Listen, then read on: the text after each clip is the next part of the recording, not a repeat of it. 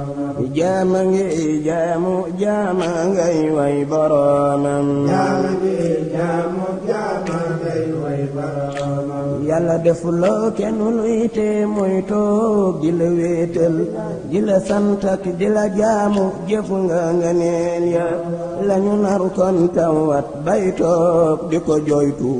buñ ko làmbaatoo dak njëriñ yaa salaamu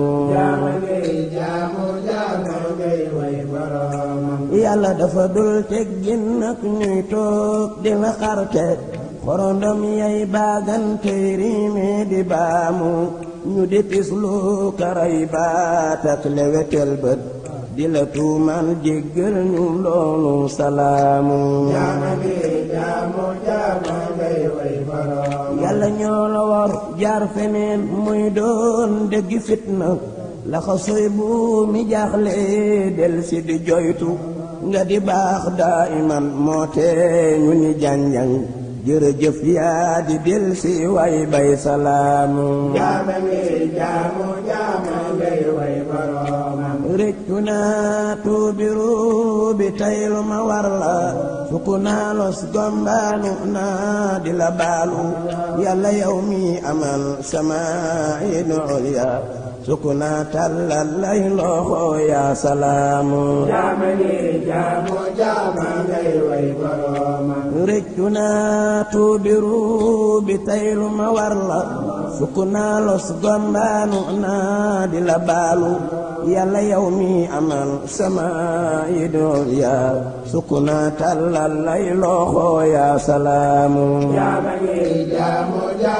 ngay way boroomam puisse apporter une offre de service que l'enfant pourra bénéficier d'une prise en charge globale. Donc l'année dernière, c'était une phase test et on l'a réussi. On a pu traiter, je pense, 517 cas d'enfants déclarés, reçus, accueillis, déclarés et remis. Donc, et cette année, bon, on ne souhaite pas qu'il y ait encore d'enfants égarés. Mais dans ces mouvements de foule, certainement, ce n'est pas évitable. Donc on a pris les devants. Cette année, une organisation a été encore mieux fitée parce qu'il y avait une session de formation pour que les volontaires aient encore beaucoup plus d'éléments, une compétence encore beaucoup plus relevée pour une prise en charge des enfants qui sont en situation de détresse. Parce que l'enfant qui perd ses compagnons ou bien ses parents dans ces moments peut être carrément peut trouver dans des moments de trauma. Donc, il faut des professionnels, il faut des gens qui s'y connaissent pour l'appréhender, le rassurer, lui apporter un appui psychosocial. Donc, cette année, c'est la nouveauté qu'on a pu apporter. Et je voulais seulement signaler qu'à Kaolack, ce travail en synergie nous donne des résultats très satisfaisants. Et ce travail, on ne fait pas de différence entre services de l'État ou bien des ONG. Nous avons le même objectif, nous travaillons sur la même cible. Donc, nous constituons qu'un seul bloc et c'est ce qu'on a appelé poste avancé. C'est pourquoi on est sorti de nos bureaux pour venir nous rapprocher là où la population nous attendait. Ok? C'est ce qui a amené aujourd'hui, cette année, ce poste avancé là pour sa deuxième édition à Kaolack. Oui. maa ngi tudd Koura Ndaw. voilà Koura Ndaw tey ñu ngi xale yi nga xam ne ñooy réer ci jamono yu mel nii tey situation bi ñu ko doon jox nan la demee fi jamono. ñu ngi jaajëfal ñëpp defe naa ne situation bi moom mu ngi wane boppam xale yi cas yi ñuy jot mu ngi commencé di bari. defaguñ situation bi gaa te je pense que demain incha allah di ngeen fi mën a ñëwaat ñu mën a def situation réelle bi nga xamante ni moom lañ jël di gàmm bi mu commencé ba léegi xale yi nga xam ne moom lañ traité. léegi daaw ñaata cas ngeen amoon daaw. daaw à peu près ñu ngi woon ci 517 cas yu nga xam ne traité nañ ko daaw ci ay xale yi nga xamante ne ni appuyé nañ leen def seen prise en charge delloowaat leen seen ay famille. ok yéen seen liggéey nan lay demee. liggéey bi yomb na yombut parce que defe naa ne état moo ci njëkk a jàpp avec sa stratégie nationale de protection de l'enfant bi nga xam ne mi ngi ko délégué AEMO mi nga xam ne mi ngi nekk Kaolack ñu jàpp ci convoqué ñëpp nga xam ne acteurs yi nga xam ne ñu ngi liggéey ci protection nekk ci département wu Kaolack ñëpp ñëw jàppandoo si ñu ñëw pour jàppale gindi parents yi nga xam ne seeni doom réer na jàppale tamit psychologiquement xale yi nga xam ne réer nañ ci gàmmu gi. soo ñëwee ci fii def nañ ko ci ñetti pàcc am na ñi nga xam ne ñooy yor li nga xam ne mooy xale yi nga xam ne ñoom seen parents yi nga xam ñoo ñëw pour wane ne seen doom dañoo réer am na tamit ñi nga xam ne fa la ñuy xale bu dugg si fii ñoom ñoo leen di accueillir am na tamit ñi nga xam ne ñoom ñooy joxe xale yi nga xam ne ñoo réer ci ginnaaw ñooñu it am na ñi nga xam ne ñoom ñooy liggéey ak xale yi maanaam bu xale bi ñëwee ak situation de détresse bi muy nekk ñoom ñooy toppatoo xale bi dalal ko mettre ko en confiance foo ak moom jox ko ay bonbon di waxtaan ak moom ba ñu mën a def recherche d'adresse bi mën ko delloowaat ak ay waajuram contacter leen ñu ñëw ñu delloo leen ci anam yi nga xam ne moom la protection laaj. tey boo amoon message booy lancé ci waajur yi lan lay doon. di gën a ñaaxaat waajur yi rek di leen wax ne ren gàmm gi sóoraale woon nañ ko ñun parce que defoon nañ ay rencontre dem nañ ci télé yi rajo yi def sensibilisation parce que contexte Covid lañ nekk Covid bi gis nañ ne chiffres yi ñu ngi wàññeeku du coup ñun xalaatoon nañ ne ren dinañ am rush bu nga xam ne nit ñëpp dinañ ñëw converger vers Medina Baye donc ñu ngi sensibiliser nit ñi wax leen ne corona est toujours là ñu respecter les mesures barrières mais surtout tamit ñu accompagner xale yi jàppale xale yi pour éviter vraiment suñu sañoon benn xale du réer mais nag comme xale moom bu xasee ba ñëw ci benn kii nii peut-être bu xamulee rek gëlëm da koy yomb kon ñu ngi ñaan parents ñu jàpp xale yi di leen téye ci loxo te tamit li ma waxoon keroog rek ci émission bi nañuy di am habitude di jël seen numéro di ko bind di ko dugal ci poche xale bi def sa fait ñun bu ñu récupérer xale bi il suffit ñu xool kii ko rek dinañ gis peut-être numéro bu ñu ko mën a jotee parce que nga am xale boo xam ne ay 1 an 9 mois 2 mois xale ba mënul wax de ce fait pour ñu mën a liggéey ak xale boobu du yomb dégg dañuy obligé toog rek di xaar ba waajur bi ñëwal boppam fii gi jël si ko. mais soxna si jàppoo ni loolu ci càggante waajur yi la nekk tamit di doon laaj tamit ndax seen association bi kañ la commencé ak tamit est-ce que yaatu na ba tax na képp koo xamante ne wàllum gàmmu la ndax da ngeen ko yaatal wala fii rek la yem. je pense que ni du mënuñ wax ne càggante waajur bi la ndaxte waajur bu ne soo sañoon doo tàqali ko. mais am na ñoo xam ne dañuy càggante de dañu ñëw fii nii rek wàcc seen doom rek dem loolu xam naa ci dara man it waajur la. dëgg la yaa parfois dina am négligence. mais tamit parfois xale bi day gëlëm rek ndax mag sax day gëlëm mag am na ay mag yu ñuy recevoir fii dañuy gëlëm te xam nga kon kooku mënoo wax négligence la donc mais nag am na xale moom bu xasee ba ñëw bërëb jógee ci bërëb ñëw ci bërëb bu mu xamut pour mu gëlëm da koy yomb donc ñuy ñaaxaat waajur yi rek ñu jàpp ci association bi nag c'est juste un retrouvaille la des acteurs qui sont dans la protection daaw lañ ko initié woon moo nekkoon premier ren mu nekkaat deuxième bi te ren gis nañ ne lim bi yokku na ci acteurs yi nga xam ne ñoo ŋànk mbir mi ñu ngi ñaan tamit yeneen acteurs yi nga xam ne yeggseeguñu ñu ñëw boole yëpp parce que la protection des enfants c'est pour tout le monde c'est pour tous les acteurs yi nga xam ne ñu ngi ciy imprégné wu c'est pour une bonne cause ñu ngi appelé à ce que ñëpp ñëw ñu gën a jàpp pour déwén incha allah ñu gën a mën a ñoŋal affaire bi mu gën a am ay résultats. Jooral ci Fatick la nekk. waaw. ñu doon la laaj tey El Hadj Malick nan nga dundee li nga xamante ne tey mooy bésu Seydina Mouhamed. sant yàlla bu baax biñ ñëwee fii Medina Baye ziar si màggal si waat aussi juddu yonente Mouhamed sallallahu alayhi wa sallam ñu ci ndokkel jullit yi yëpp di ci ndokkel suñu sëriñ Maulana Cheikh Ibrahim di ñaanal jullit yi yëpp lépp lu fi ñaan nit ñaan yal na ko yàlla nangu mu nekk loo xamante ne njëriñu Sénégal yëpp la ci barke borom guddi gi waaw macha allah. tey ban mbégte nga gën a am ci li nga xamante ne mooy bésu Seydina Mouhamed li tombé li nga xamante ne mooy altine tey. sant yàlla rek mbégte bi moom mënuñu ko wax sax ñun suñ duggee Medina rek dañuy am mbégte bu rëy a rëy rawatina nag mu tombé guddi yonente Mouhamed sallallahu alayhi wa sallam bi nga xamante ne suñu sëriñ moom rek la bëggoon moom rek moo nekkoon léppam. moom rek moo nekk léppam moom bàñes suñu Cheikh Ibrahim suñu sëriñ léppam Seydina Mouhamed la kon macha allah su ñëwee fii màggal ko Medina fii mbégte ak kontaante rek lañ ci am li ñu yëg suñu xol yi mënuñu ko wax macha allah. et puis ñu leen di ñaanal seen télé bi yal na ci yàlla def Kabir TV yal na ci yàlla def yokkute ci barke borom bés bi waaye ci barke bërëb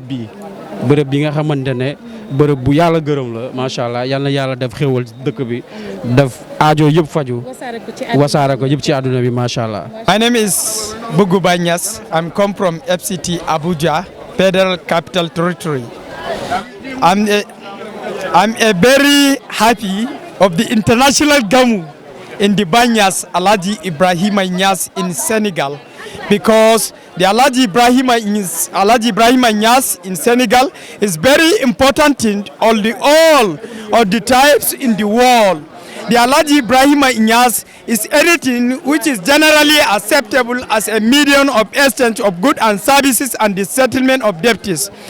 The Sheikh Imam Tijani Sise, I'm explain about the Imam Sheikh Tijani Sise. Imam Sheikh Tijani Sise, I'm not trusted the anybody, only the tested and trusted is the Imam Sheikh Tijani Sise. Imam Sheikh Tijani Sise is the utmost power in all the living thing and non-living organism. The Imam Sise is most very important of their different particles such as USA, United States of America,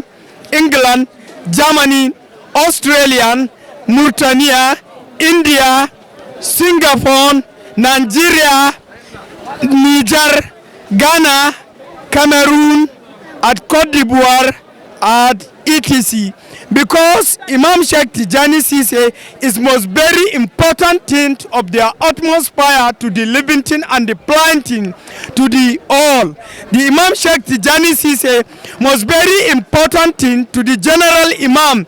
in the world. The Imam Sheikh Tijani Sise is most very purposes in the world. All the planting, mountain, atmosphere, mountains of all the oceans in the world. The Imam Sheikh Tijani Sise is their generation to the planting and the different particles living in a place or living in a geographical area space. The Imam Sheikh Tijani Sise was their other things of the particle in all the world. The Imam Sheikh Tijani Sise is most perfect and all the planets and the acts of the surface of the different particle of the Imam Sheikh Tijani Sise. Imam Sheikh Tijani Sise, okay, the Imam Sheikh Tijani Sise, when the spreading of the act in the Medina by all the Senegal, the Imam Sheikh Tijani Sise is the generation of the purposes in the Senegal of the different particles living thing and non-living thing. Thank you very much. Alhamdulillah wa salatu wa salam ala sayyidina rasulillah wa ala alihi wa sahbihi wa man wa ala. ñu ngi sant yàlla bu baax di julli ci yonent bi sallallahu alayhi wa sallam di ndokkeel suñu bopp ci bés bi nga xam ne bés la ci bés sant yàlla yi. ñi ngi ñaan yàlla itam yàlla mi ñu may ñu fekkee ko yàlla nañ ko fekkee ay déwéni déwén bés bi nag bés la boo xam ne yàlla moo ci daxañ xéewal daxañ ci ay mbóotam ñu ciy ndokkeel képp koo xam ne jullit nga ak foo mën a bàyyeekoo ñu ngi la ci ndokkeel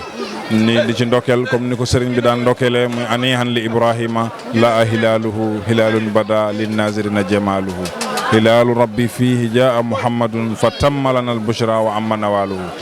weer wi bu jotaan day ndokkeel boppam ci yonent bi sallallahu alayhi wa sallam kooku nag ku am ko mel noonu nga xam ne léppam yonent bi la léppam alxuraan la léppam lislaam la nga xam ne ba muy ñaan yàlla góor yëpp dajee di ñaan yàlla moom dafa ñaanoon yàlla ne ko faltajaal liftu jaalakal kitaabakal karaamati illa liqaa'ikal azim jëlal mbootam alxuraan nga daxañ ko def ko muy sama karaama te alhamdulilah loolu mu ñaanoon yàlla may na ko loolu may bu sell may bu set la ko may ci mbaaxam ndax gone yi fii ci Medina Baye toll ci juróomi at juróom-benn at juróom-ñaari at dañuy mokk alxuraan mokkal bu wér bu rafet barki démb rek moo ci mujj ma dajee ci ay tari ñuy mokk alxuraan yu set ci kanam incha allah ba gannaaw bu gàmmu gi pare subateel googu da nga gis lu toll ci junney xale yoo xam ne dañoo mokk alxuraan ngeen leen di jël nga gis ni ñuy jàllalee seen xatmul Qur'an ñëw di barkelu ci bés bi kon loolu mu ñaanoon yàlla may na ko. ñu bëggoon nag ba tey rek nga wax ñu taarix bi nga xamante ne mooy taarixu teen bi. waaw zam-zam bii moom alhamdulilah lañ ciy wax mboot yu bëri moo ci dajee di ay karaama yu fasantikoo yàlla moo ko ci def yàlla mi ko ci def nag daf ko jaarale ci mbëggeel gi nga xam ne Baye bëgg na ko yonent bi ndax lim bëgg ci yonent bi loolu lépp la ko yàlla roogaatalal ci barab bi defal ko muy njëriñ ci mbaaxam la ko defalee moom yàlla ndax barab bii nga gis teen bi juróom-ñeenti mètre la 9 bëriwut waaye tey jii possibilité bi ngeen am sens bu mën a am accès pour taxaw fii loolu sax man xaw na maa jaaxal ndax ci kanam tuuti du ngeen mën a dugg dañuy obligé jël ci barrière de sécurité suñu bopp ñun ba pare en même temps dem jëli ay sécurité fii ñu ñëw pour couvrir ñu ndax mbooloo mu bari di ay xeet yoo xam ne dañoo bari te fasantikoo te xeet yooyu bàyyeekoo fu nekk ci àdduna bi te kenn ku nekk ak langue bi nga amee te ñun seen langue yëpp maîtriser ko wuñ ko mais ñetti langue rek lañ ci maîtriser diggante arabe anglais ak français bi langue yooyu lañ ci maîtriser yoo xam ne dañ ciy wax ak ñoom te am na ci ñoo xam ne sax ñi ngi jéem a jàng seen làkk ñoom muy Hausa ak Yoruba ba xam naka lañ leen di présenter ak naka lañ waxee ak ñoom ci dal. sama mbokk malien damay gis ni ñoom tamit dañ fi faral di ñëw bu bare. waaw ñu ngi fi ñoom ñoo fi ñëw ñoom ñoo fi gën a bari ci jamono ji waaye nag loolu paa bi nga xam ne mooy Alaaji Ismaïl moom dafa dégg bambara mi ngi wax ak ñoom ci loolu. waaw incha allah danañ la ko wan bu moom góor googu Alaaji Ismaïl waaye ba tey ci taarixi teen bi ak ci barkeem mbooloo mu bëri mi fi dajee moom moo ma ci gën a jaaxal ndax li tax mu jaaxal ma ci mooy. Cheikh ñun sant yàlla bu baax a baax ba nga xamante ne ñëw nañ fi daanaka yeneen télé yi yegg seeguñu fi ñun ñoo fi jiitu jël li nga xamante ne mooy taarixu li nga xamante ne mooy teen bi ma bàyyi la nga xuus ba ci kanam. loolu nag moom yàlla moo leen defal tawféex boobu ci mbaaxam képp ndax am ngeen ci sens daal. ndax li tax loolu mooy xëy na ñu ngi ci biir jumaa ji ak ñu ngi ci kër yi di noppalu pare pour génn waaye ci kanam léegi kenn dootu mën a dugg benn presse dootu mën a dugg ndax mbooloo mu bari ñoom nag nee nañ ci seen wax nga xam ne diggante Hausa ak Yoruba nee nañ dañu am ay karaama yu ne nekkal ci ndox mi loo xam ne ni nit ki di ñaanee yàlla ci boromam di def ay tegtal comme yi mag ñi fi bàyyi nee nañ ñoom dañ koy barkeeloo ci loolu te nee nañ musuñ cee rëdd seen xalima mu jaas ndax yàlla moo leen defal loolu te tindoo juróom-ñeenti mètres yooyu boo tëjee tuuti 5 minutes boo ubbee kubéer gi ndox mi ball ndox mi dafay ball te li tax muy karaama mooy sëriñ bi mu ko fiy def dafa yëgoon mbóot mi ci yàlla ndax ci buntu jumaa ji la ko def sus fii ne tey jii Medina Baye bu robinet bi yëpp coupé moom rek ay circulé ku ñëw ci moom am ndox doo mën a am ndox kon loolu ko boromam préparé woon na loolu ci yàlla ñi ngi ñaan yàlla daal lépp lu fi nit indi ci aajo lu ci dóor mooy yàlla ak yàq ak mbokk yàlla fajal la ko te jox la ci sa càkkutéef ñi ngi dalal gan yi bu baax di leen wax marhaban bikum di ñaan yàlla itam yàlla may ñu xol yuñ leen mën a attanee ba dëkkal leen ak wërsëg ak wërsëg buñ leen mën a gàttandoo. set boobu Mawlana Cheikh Ibrahim bi mu sëñ ci dëkk bi ci ay jafe-jafe ko la samp jafe-jafe yooyu ndox ci la bokk parce que loolu c'est la vie il faut ndox am ci itteem ak buggal mbindeef yu baax moo tax mu gas teen bi ba mu koy gëstu liy yéeneem mooy tabax jumaa ji ngeen jàkkaarloo 1937 mais laata dem Màkka tabax gas na teen bi ba mu ñib see Màkka lu mu am ndox sam ci teen bi la ko def ci la tabax teen bi ci la tabax jumaa ji une dimension de 25 mètres sur 15 mooy masjid wala mu jumaa yu njëkk ji 1137 boobu seen réer jumaa ji seen def teen bi depuis loolu nag ñu ngi ko doon njëriñoo avant l'arrivée des robinets puisque 1937 kenn xalaat na robinet na fi dañuy yegg si vers 1950 bi ñu def extension fekk robinet am na mais ci biir loolu li ma leen wax damay répéter rek l'histoire des tournées bon comme li ma leen ko wax toujours taarix des tournées zam-zam ba léegi nga xam ne moom la àdduna si yëpp di dawal yàllaa ko def ci kattanam jaaree ko yonent Yàlla Ismaïl comme ni ko boo xam ne mais moom it demoon na ba jamono disparaître na ba kenn nangam ay siècle kenn xamu fi zam-zam ba waaye yàlla bete mooy rey mooy dekkil ba mu ko naree dekkileer encore ci kaw suuf mu ngi ko jaaree ci Abdul Mutalib moom moo dekk teen boo ko gas boobu moo ci ne ba continuer kii aussi demoon na ba disparaître nangam ci ay at dégg nga gannaaw ci yàlla ci kattanam Alaay Abdoulaye mi nga xam ne mooy taw Mawlana Cheikh Ibrahim moo ko déclaré renouvelé pour méngoog jamono doomu aadama ñu ko jënd su bàyyi lépp lu mu béy ci ko suuf doomu aadama dañ ko war a jëriñoo mooy teen bi ngeen fekk tey nga xam fu ne ñu ngi béy ko ci àddina si di ci root di ci jëriñ suñu njëriñ bi ñu fa bàyyi. gannaaw moo amala gannaaw moo ki nga xam ne mooy Alaay Abdoulaye ba mu fa béy rakkam moo continuer liggéey boobu te investir muy Cheikh Ahmed Dame gannaaw Cheikh Ahmed Dame Cheikh Ahmed Tidiane de kii fi yàlla tay tey yàlla yokk fan Mouhamad Mahi mooy à l'heure actuelle ñu ngi en cours de chantier pour renouveler mu gën a méngé ak jamono moom it loxo ma ngi ci ba tey ci jamono si ngeen di fekk laay njëriñee nag moo teen bi dafa yaatu bon nee naa nag képp koo xam ne dem nga Màkka sërija bu sa premier sërija mooy Zamzam parce que gannaaw aj bu passé Màkka mooy lu mu àddina si waaye sëriñ boo ko indi Zamzam daa ngi indi sëriñ Médina bi aussi comme bésu mel ni ku fi yàlla indi lépp loo fa mën a jëlee ci sëriñ mu am sëriñ boobu lii nga xam ne Maolana Cheikh moo ko bañ ci ndox sangom ci teen bi la daan bàyyee ko 1937 boobu ma lay wax ci la tabax jumaa ji barke boobu nga xam moom la bàyyee moo tax doomu aadama ñëw di ko kenn ku ne ngay tukkikat boo ñëwee fii yaa ngi fas yéene balaa ngay dem ndox moom nga tànk yóbbu ko muy sa sëriñ boo ko yóbbee ñoom it dañ la ñaanal parce que yow mi yàlla ma itte bi nga yóbbu leen ko ñoom dañ am kontaan daal loolu bés itte ba ca topp it secours la ci dëkk comme bés su mel ni ndox day xaw a manqué bu muy manqué nag daanaka du nekk coobare SNF day nekk puissance ndox bi day wàññeeku pression bi day wàññeeku boobu wax kii ba def secours la ci dëkk gis nga yéen a ngi ñëw ni yaa ngi naan ñi leen ngi root jóge kër yi loolu lépp te bàyyi ko préparé waaw.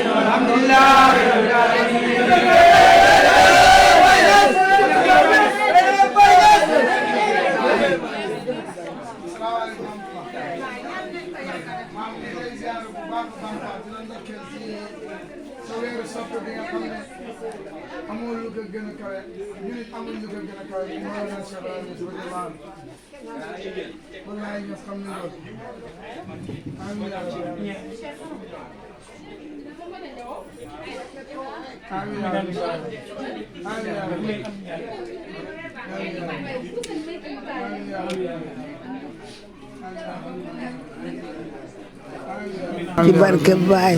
waa daayira Jamiyatu Xudaamul Fayda bu Cheikh Mahamadul Xuraysi sa doom sa soppe sa xarit waaw ñoo ñëwoon indil la sa añu gàmmu waaw wala ko xeeb lool di ñaan nga ñaanal ñu yàlla yàlla gën a def ñu ay taalibe Baay yal na yàlla def taalibe yal na yàlla def leen ngeen di taalibe yàlla na ngeen def taalibe te yàlla na ngeen bokk ci kóor baay ga yàlla na yàlla booleñ ca yëpp te lépp lu baay xam yàlla nañ ca bokk lépp lu baay xam yàlla nañ ca yàlla defal ok jërëjëf amiin yaa rabbal aalamiin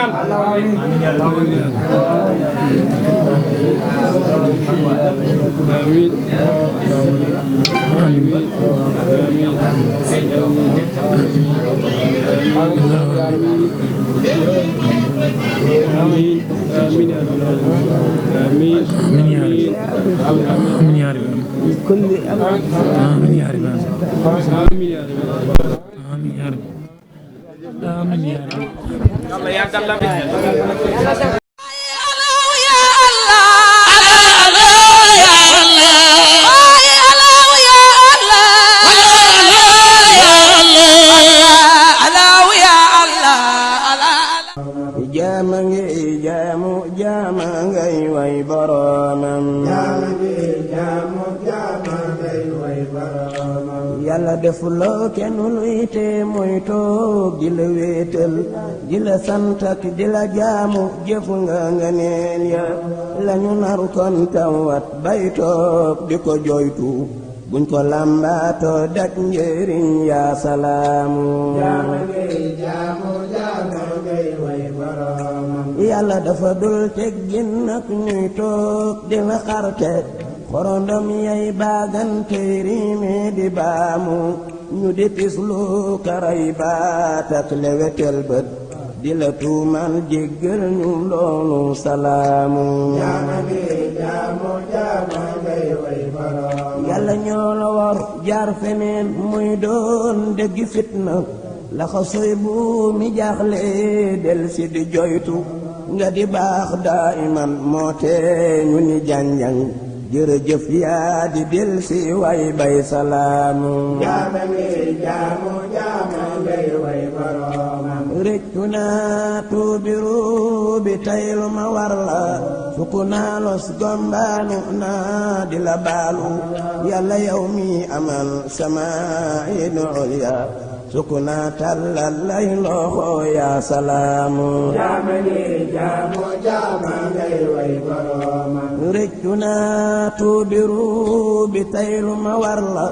sukk naa los gombaanu naa di la baalu yàlla yow mi amal sama yi dool yaa sukk naa tàllal lay loxo yaa salaamu jaama